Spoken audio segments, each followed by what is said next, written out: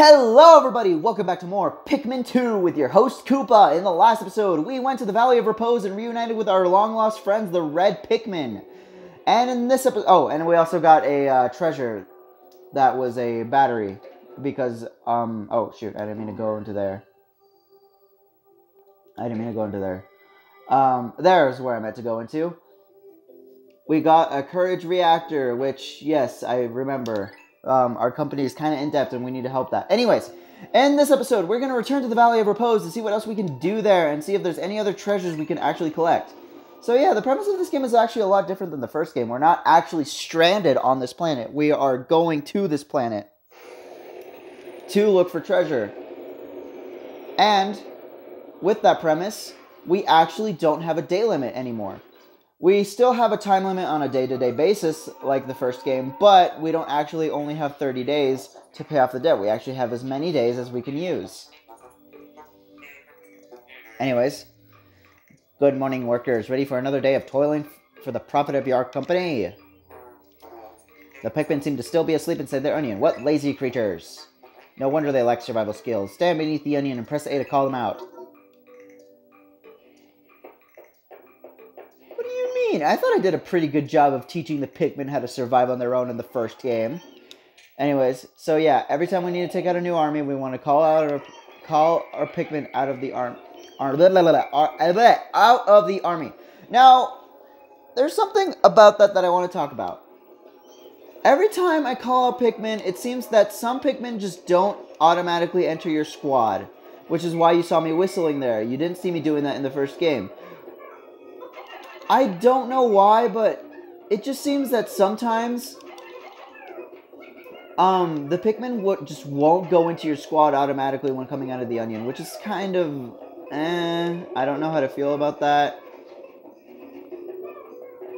But in all seriousness, though, it's not that big of a deal. It's just something to keep in mind whenever you're taking Pikmin out of the onion. Anyways, as you can see, we are having more Pikmin carry that, and it's going a lot faster than this one is over here.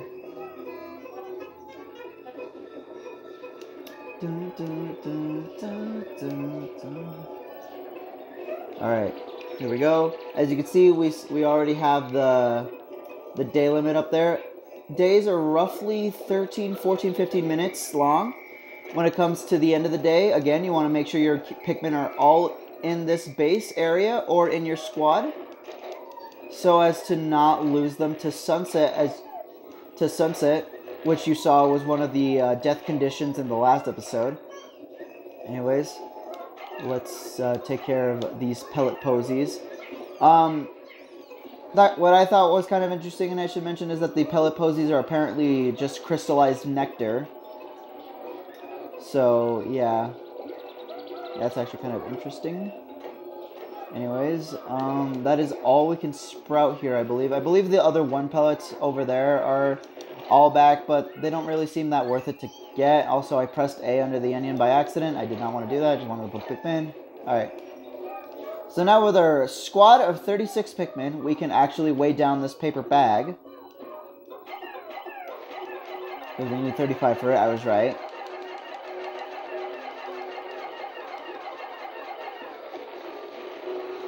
One of the reasons I like the GameCube control scheme better than the Wii control scheme, and it seems weird that they don't pop back up after the Pikmin have gone off it anyway, is because I don't have to point and my hand doesn't shake, so the cursor stays in one place at all the time. I don't know, I just like the precision better. Anyways, as you can see here, there's another dwarf Bulborb, but there's actually a separate way to fight him than the way I showed off in the last episode. If you throw a Pikmin directly onto its back, you can instantly just crush its back and make it so that it dies in one hit. Yeah. And here we go. Here's our first big baddie. This is a spotty Bulborb. This is one of like the most common enemies in the Pikmin games. It starts off asleep, although if you get too close to it, it will wake up and try to eat your Pikmin. I believe it can eat by 5s, so you want to be very careful because it can eat quite a lot. What you want to do is go behind him and use your C-stick to point forward in the direction. And crap, it's eating. Oh, jeez, that was a bad That was bad. I did not have enough Pikmin in my squad to start attacking it. That was bad on my part. Yeah, usually you want to have like 40, 50 Pikmin when you're doing that. You can also alternatively throw them on their back, which is safer, which is something that I'm going to try actually, because I did not intend for it to eat that many Pikmin. Now, I'm not suffering too much of that loss because even though red Pikmin were very important in the first game, they're actually one of the least prioritized Pikmin in this game. Yeah, that's actually kind of weird, but you don't really need a whole lot of red Pikmin, and we're actually going to get into that in this episode, so yeah. Anyways, let's do this instead, because that seems like a safer option. Yeah, that was much safer. Wow, okay. What he was going to do there is shake them off. What you want to do with these guys is either swarm them if you have a big army, but if you do not have a big enough army, what you want to do is toss them on their back, and once they're about to shake them off, call your Pikmin back to your squad so they don't eat any Pikmin. We have a bramble wall, which we can take down. The C-stick is basically your charge command. If you're playing the Wii version, it's the down on the D-pad like it is on the first game, I believe, so there's that. D-pad has other maneuvers in this game, and we'll get into that when we get into that. Now, in Pikmin 1, I guess I could talk about this. I divided the episodes in between days. Because each day was about roughly 15 minutes, and it took me about 20 minutes to record, so yeah. So it only seems natural for me to do the same system here, right? No. Days are still around the same time limit. They're still 15 minutes long while you're here in the overworld. But they're not always going to be as short or as long as the other one is. And I'll get into that when we get into that later on. But just note that this series is going to be divided into separate episodes of varying lengths, ranging from 15 to 20 minutes, rather than just the days. And we're actually going to get into that again in this episode. So we're going to go ahead and do that. And we're right at half a day already. Wow.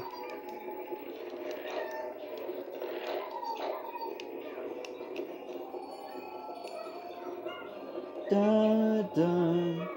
Alright, well, we have this going on here.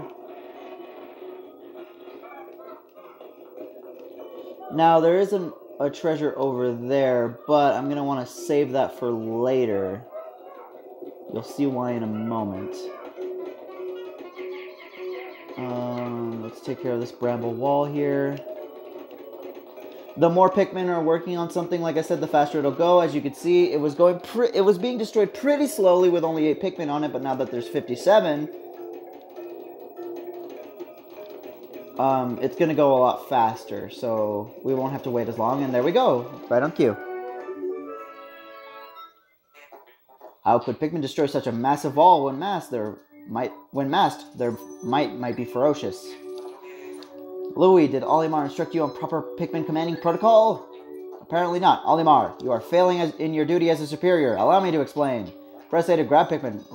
Release to throw them. Call them to your group with B. Press X to disband. Use C to issue orders and objectives to the group. C is useful for swarming Pikmin around treasures and enemies, for making them in a march in a line. And for making them march in a line. Blah, blah, blah. So yeah, we're gonna take the treasure back. Where is there... Why do I have 56 out of 57? Oh, one got stuck in the wall over there. Great. Yeah, I guess this is a good time to mention, while the AI is a lot better than Pikmin 1, it's still in the realm of early 2000s AI. So you're going to want to babysit these guys a lot so as to not lose them just randomly. However, this game handles Pikmin a lot better than the first game. So you will no longer need to worry about random glitches, shoving your Pikmin through the floor and killing them instantly without your control. So at least there's that. Anyways, yeah, he was just chilling right here. Alright, well, we're gonna wait up for that treasure. Now, not all treasures are gonna be real world brands. I believe this is, well, this might be a real world brand. It's just kind of hard to see. So, I'm not sure. I don't know. It kind of looks like Arizona tea, but whatever. Why can't you guys be faster?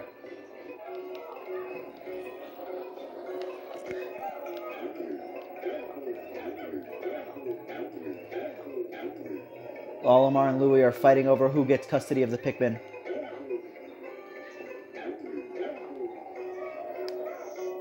Alright, anyway.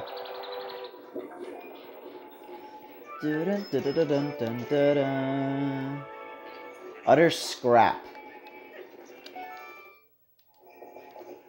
Alright, anyways, here we're going to get into a new mechanic of this game that some people really love and some people really hate. And I'm in the realm of really love because this is one of the reasons why this is my favorite game in the franchise. Well, I don't know. This game just has a lot of little things that make it my favorite in the franchise, but here's one of the very big things, and here's one of the things I'm really excited to talk about as well. You'll see why in a moment. Interesting. Warm air is welling up from this hole in the ground before you. What could lie underground? What is wrong? You both show expressions of unease. Do not fear. The leader's group of Pikmin will join you. I shall dispatch my research pod too. Approach the hole and press A to jump in. Alright. Enter this hole with your Pikmin squad. Now, before you do this, make sure you have the team that you want going in here. Because once you go in, you can't take Pikmin out of your onion, and you can't sprout more Pikmin. So be sure that you're entering with the army that you want before entering any cave. Alright.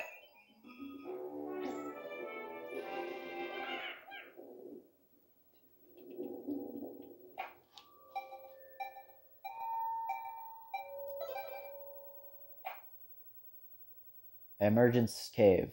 Sublevel 1.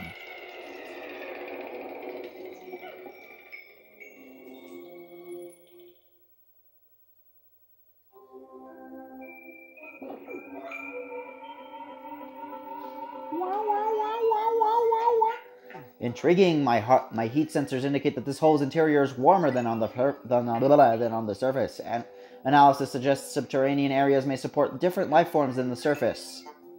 If you wish to check underground terrain, press start/pause to communicate with me. I'm not just a ship, I'm an all-purpose support pod. Anyways, if we ever want to leave, we can't leave at any time. We will need to find something else to get out of here. And as he was saying there's different life forms down here. These are, I don't know what their enemy name is. I think I'll look them up in the Piccolopedia after we're done with this day. But they're basically just a reskin of the dwarf Bulborbs. I believe they're just a little bit faster than the actual Bulborbs, though. But here we can see we have some treasures. There are also treasures in the underground section. If you take back a beast, however, that will not sprout new Pikmin. However, we'll do something else. Alright. I'll continue on in here. And as you can probably see, there is actually no time limit. Yeah, whenever you're underground, time completely stops, because that's how caves work in real life, don't you know? That is why I was saying that not all episodes are going to be separated by day. Some might just be separated by episodes normally because of this. Some caves in the game are very long and might take up multiple episodes. So I just wanted to get that out of the way. Alright, so we got a citrus lump there. Now, if we actually turn in a enemy...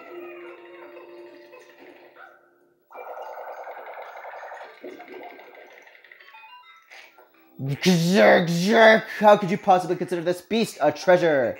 Beasts are incompatible with my circuitry. I suppose I will store your finds in my hold, but I do not think beasts will be worth much. He is indeed right. Beasts are not worth it to bring back. The most an enemy can be worth is 15 Pokos, which in the long run is not anything in the slightest. So yeah, you don't really need to bring back enemies at all in the caves. Quenching Emblem. Because it's a drink. I love it.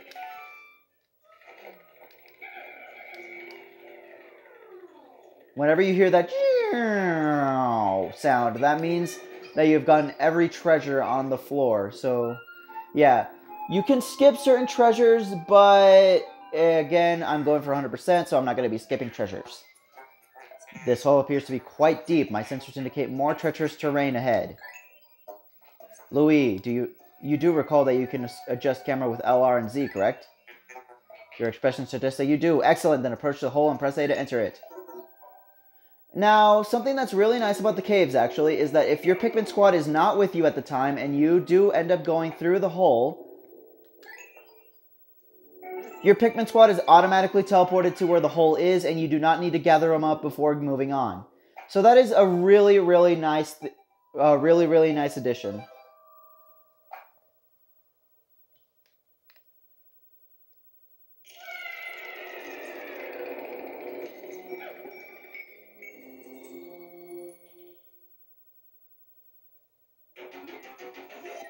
Bum, bum, bum, bum, bum, bum, bum, bum, bum.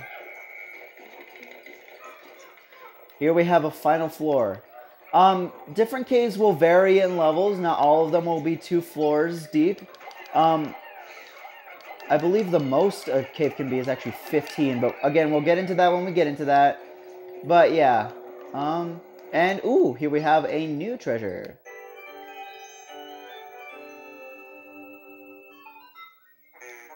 It is inconceivable that such an immense object has been buried here for so long.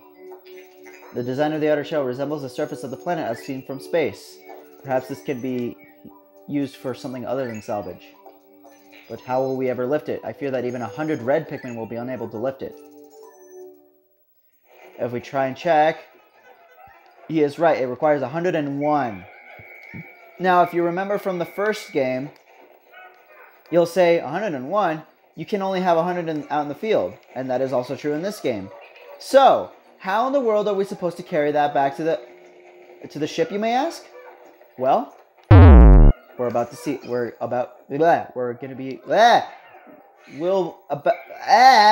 be about to. I don't know how to word this. We're gonna see in a moment. We're about to find out. There we go. That's what I was trying to say. Jeez. And ooh. Okay, there we go. It didn't actually eat any. As you might have heard there, you heard a Pikmin screech. That means that they are being attacked whenever that happens. However, if you kill an enemy before it can actually successfully eat any Pikmin, no Pikmin will die. Anyways.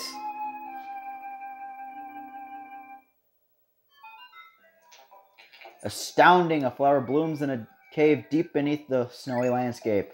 Clearly, it is warmer down here than above. Look, the Pikmin are restless. They look as if they yearn to be tossed into the flower.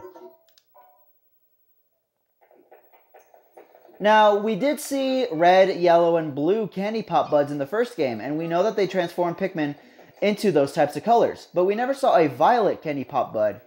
So, let's see what happens. Candy pop buds will take 5 at a time, and these purple ones will actually disappear after you have thrown 5 in there. And we get purple sprouts. Well, let's pluck to see what they are. Or let's throw red Pikmin. Okay, let's pluck to see what they are.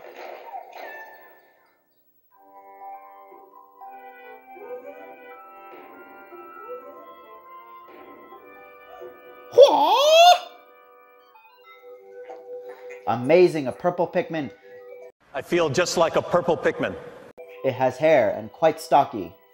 It seems to be very heavy and strong. This kind of Pikmin was not mentioned in your report, Aldemar. It must be an entirely new type. transforming Pikmin by tossing them into flowers. Intriguing. Perhaps there are others. This is a completely new type of Pikmin that wasn't in the first game. This is, like they just suggested, a purple Pikmin. Purple Pikmin have the attacking strength of 3 Pikmin when attacking. Yeah. They have the attacking strength of 3. Also, when you throw them, they have a dive attack. Whenever used on a small enemy, that will instantly kill them. Yeah. And if it's used on a big enemy, it will stun them. And it's a quite long stun as well. And another use for purple Pikmin is if they carry an object, one of them has the strength of 10 Pikmin. So that is how you carry objects that are larger than 100. However, they are the slowest type of Pikmin. They cannot go very fast at all, as you can probably see there. Purple Pikmin are the reason why red Pikmin are pretty much obsolete when attacking anymore. Because purple Pikmin are just so much stronger, and that slowness factor really isn't that much of a deal breaker. The only thing that can trouble you is that, again, they're more likely to be eaten, because if you do decide to run away, they lag behind every other type of Pikmin since they are the slowest type. But yeah, purple Pikmin. And guess what we see in the cover art of Pikmin 4's box art? Yep, there he is right there. It's purple Pikmin. Oh my god, I'm so excited. I'm so excited to get Pikmin 4. Anyways, spherical atlas. And yes, as you can plainly see, this is half of a globe. There's a device resembling a motor chip embedded inside the sphere. This is receiving data. Error. I could only decode a portion of the data, but I did retrieve new geographic charts. I will input this data into my planetary database and name it the Sphere Chart. Press start to contact me and access the Explorer Kit on the radar screen with L. Now that we have this new data, you should be able to explore a new part of the area tomorrow. Yeah. So, unlike the first game where you had to increase your ship's capabilities by collecting more parts, in this game, the way to access new areas is by looking for those globe sphere things and looking for new areas that way. Also, Pikmin, yes, they now sing in this game.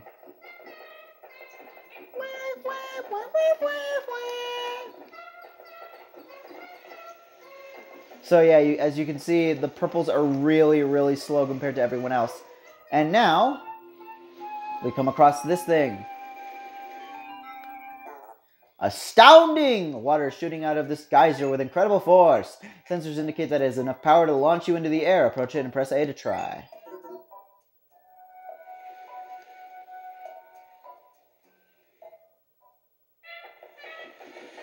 Alright, and now watch this scene.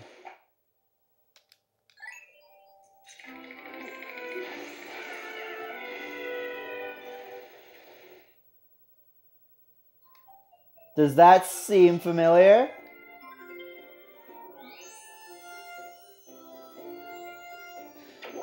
Yep, that scene is basically identical to one of the scenes we see for the trailer in Pikmin 4, which makes me believe that caves will come back in that game. It's so interesting to think about. Anyways, enough about Pikmin 4. This is Pikmin 2. Anyways, we see all the treasures we got there. We see that cave complete. That basically means we've gotten every treasure there is to get in there. If you do end up missing a treasure, you can always go back, and you don't have to do any of the floors besides the treasure you missed. So, that's very nice. Anyways, we're going to save here. And as you can see, there was save prompts in between floors. If you do end up losing a huge amount of Pikmin on a floor, you can reset at any time and try again. However, the floors are from here on out are going to be slightly randomized. The only thing that's going to remain constant is the enemies and the treasures. But yeah, I'm going to try and reset as little as possible during the Let's Play, but if I have a huge loss, then I'm going to just reset. You have successfully returned on the planet's surface. Excellent decision-making, gentlemen. We must celebrate your first successful spelunking expedition. You've gathered a large amount of data that needs in-depth analysis. I shall send a report to the... I shall send a report to the president tonight detailing your progress. And we end a cutscene just to begin another cutscene. Olimar and Louis, since you will explore a new area tomorrow, today's work is done. What? You still want to work? Unacceptable! You may not realize it, but you are exhausted. Wow, the complete opposite of what a real boss would be like. You should take a much-needed rest, as you have all the time you need to collect treasure. What he's saying there is, like I said, there's actually no 30-day limit like there was in the first game. You have as many days as you need. Haste makes waste, so take it slow and steady. Again, the complete opposite of what a boss would be like.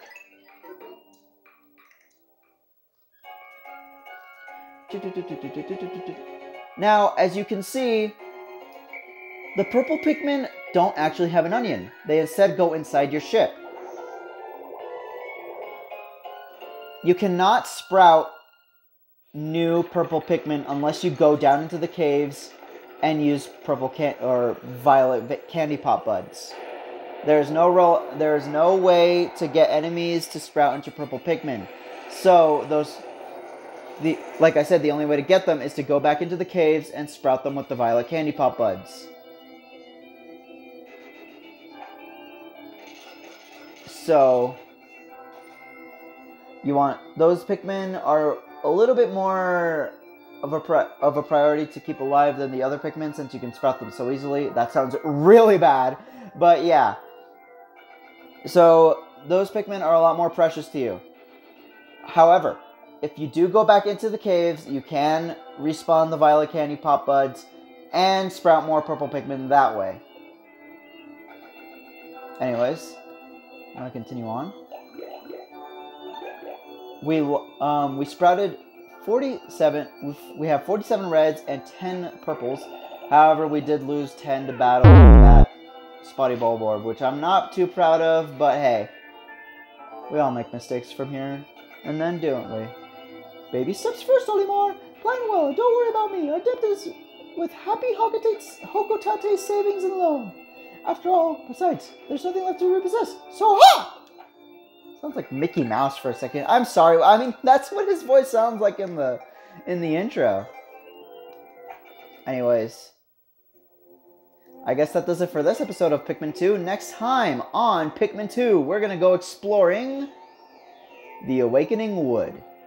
See you guys next time.